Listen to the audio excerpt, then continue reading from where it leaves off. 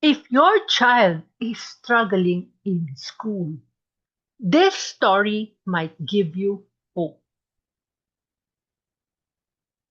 If your child is having difficulty to focus, gets distracted easily, or just cannot seem to reach his potential, do not worry.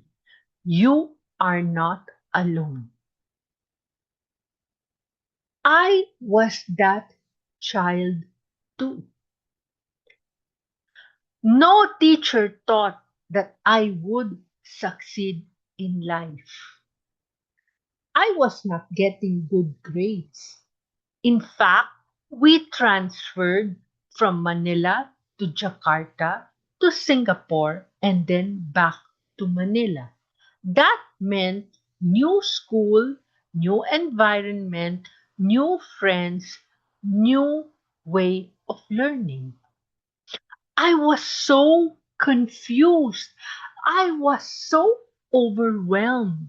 I did not know what to do.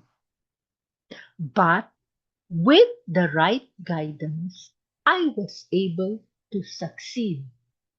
The same way, if your child gets the right guidance, everything is possible. Welcome to Teacher Mala Nurtures.